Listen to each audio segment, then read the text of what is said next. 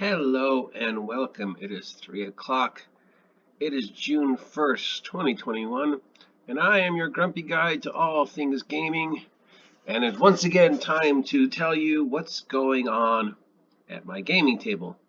But as I haven't run or played a game in over a year, I don't have any tables to tell you stories about.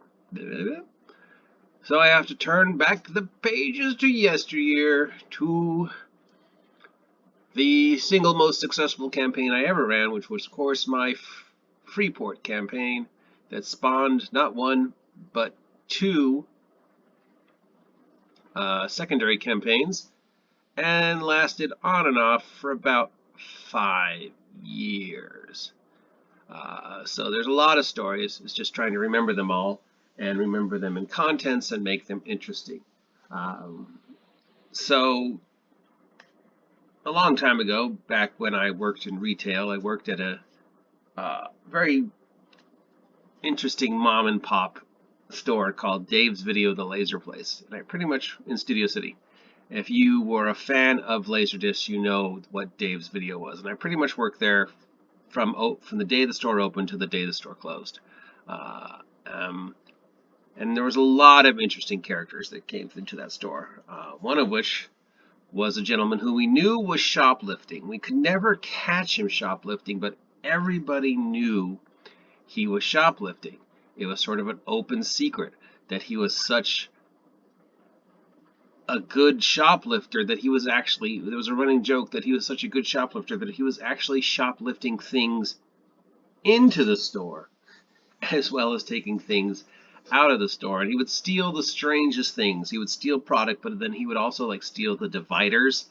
And he would just, I mean, his shoplifting made no sense. And sometimes we would find things like he had shoplifted and then brought back. So that started the joke of that, you know, he not only was he shoplifting stuff out, he was actually shoplifting stuff back in. And I tell this story because it relates to the story I'm about to tell about somebody who was such a good / bad thief that they actually stole something but also managed to steal something back in. So one of the main running jokes of the Freeport campaign was that a certain player's character wasn't always there, and it was a running joke of trying to find him, that this character had gone wandering off, and this was because the player usually either arrived to the game late or had to leave early, and it was sort of a non-stop thing that we would start and then he would show up like an hour or two later, or we would start and then he would leave, and so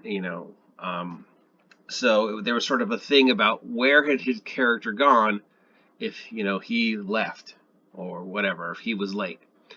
So he was always just sort of wandering off, and then we would try and explain the story of where he'd wandered off to and try and get him back in to them with the rest of the gang. So in one of these stories of where he'd wandered off to, when he returned next week, I asked him, okay, where did you wander off to this time? And he was like, I was wandering around the tent city, because there's a tent city in Freeport. I believe it was right up here, looking for somebody, one of the NPCs that they had previously interacted with, who he thought could lead them to the thing that they were looking for at the time. So he said he was wandering around the tent city. So I was switching scenes back and forth between the main group, who were pursuing things down here in Scurvy Town, to follow up on the main plot, and he was up here in the tent city, and I had to get him from up here to down there, or I had to get them from down there to up here, or I was just running two separate little teeny adventures. This is often the reason why there was actually two other campaigns that they would sort of split off. There was a lot of characters who would wander off in this game.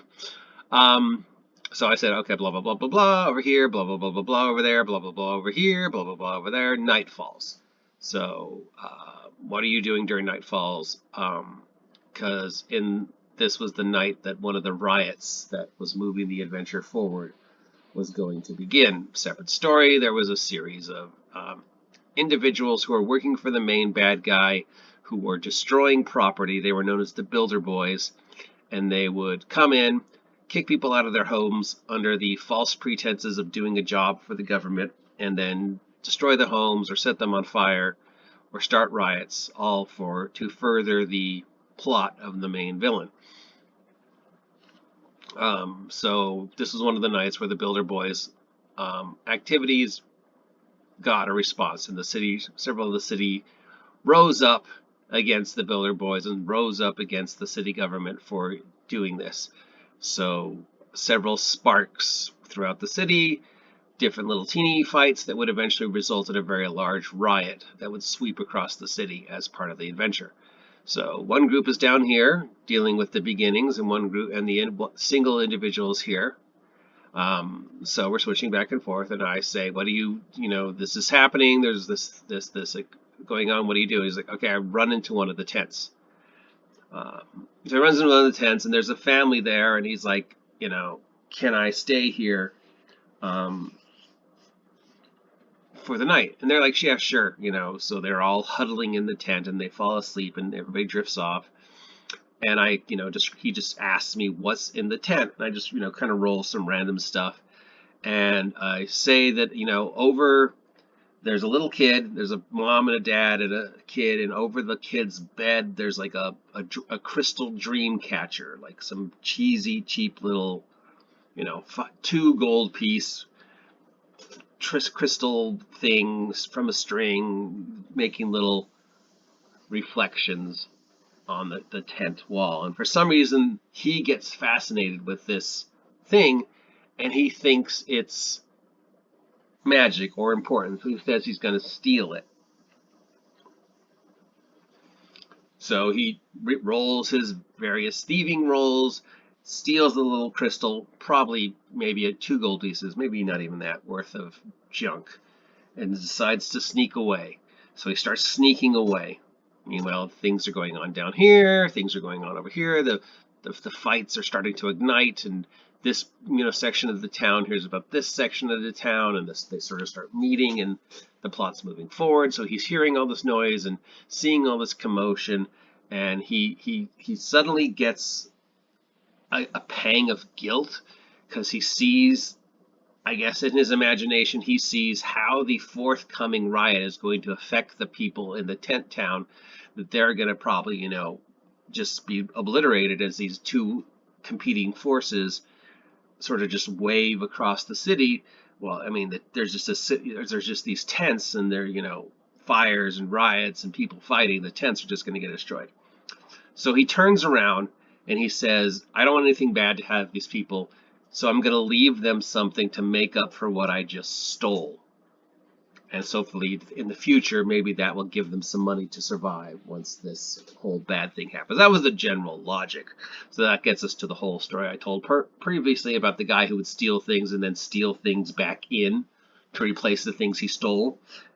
So he goes through his stuff and starts listing off things he picked up throughout the campaign in his bag, things he'd forgotten about because he was sort of he was the group thief, sort of, or things he picked up and never got evaluated or whatever. And there was a crown. Now, I don't remember where the crown came from. I think it was in treasure that he had been carrying around. So he replaced the little crystal with a crown. So he snuck back into the tent, hung the crown from the string where the little crystal was, and then snuck back out. Stole something, left, came back, replaced the thing he stole with something he'd stolen from someplace else. In the morning, after all the damage and destruction happens, we're getting to the end of the evening, and I sometimes what I would do is play out scenes of things that they had done and the responses they had done. So I played out the scene of the little kid waking up in the morning after all this destruction, and all the bad things that had happened, and finding this crown hanging over his bed, and the family were like, "Oh my God!" So he goes, well, how much was the crown worth? And I was like, I go back and look through the notes and where they got the crown from. And I was like, oh, 25,000 gold pieces. And he's like, what? And I was like, yeah, it was a 2,500 gold pieces crown. And he's like, wait, and and so these, and I'm describing in my mind, and I'm describing to them how excited these people are because, they've just lost everything and they've barely survived this evening, but now they've got this crown that makes them one of the, 25,000, 2,500 gold. They're freaking rich. And they're like, it's a miracle. He gave us this crown. It's a miracle.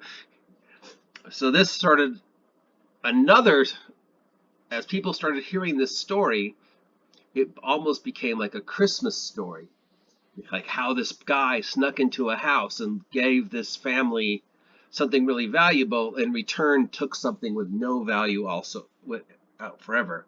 So that story basically steamrolled into the Freeport holiday of Reekmas instead of Christmas, because the character's name was Reek. He took the character name from Game of Thrones. And so it started this rumor that, if you were really, really good in really, really bad times, this magical spirit would come into your house and leave you something valuable, but would take something of no value.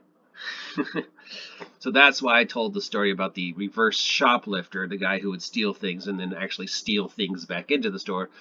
Because that's what this character did. He stole something and then stole something back in, replaced it with something of far more value, and now allowed that family to become frickin' rich. Well, by D&D terms, a zero level NPC with 2,500 gold pieces is pretty rich.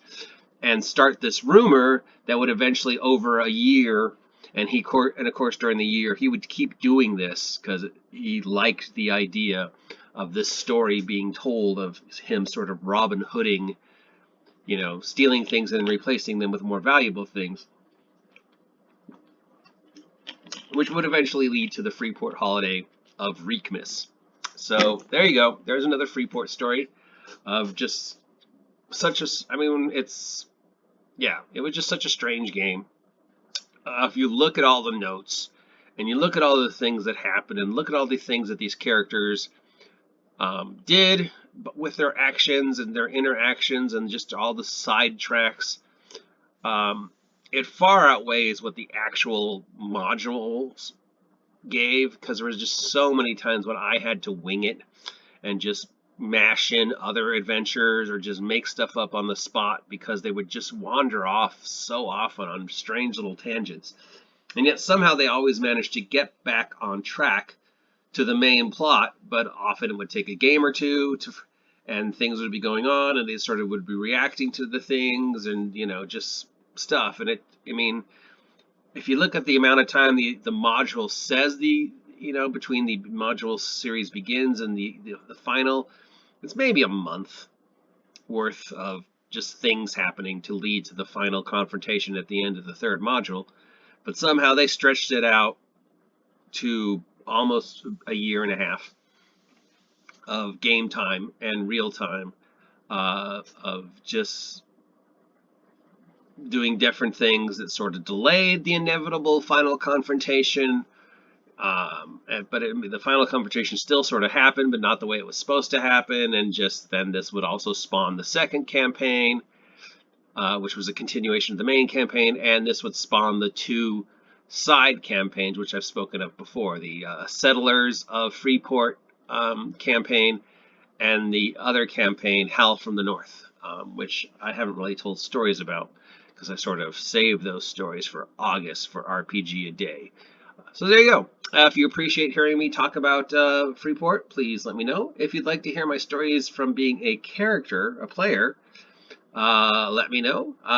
If you want me to continue this series, please let me know. And of course, if you don't want me to continue this series, please let me know. If you haven't had a chance to subscribe yet, please subscribe. Help me hit 500 subs by August 4th, and we'll do something crazy. Until then, I'm going to go back to sleep. I bid you good day. Stay warm, stay dry, stay healthy, stay healthy, and of course, get off my lawn.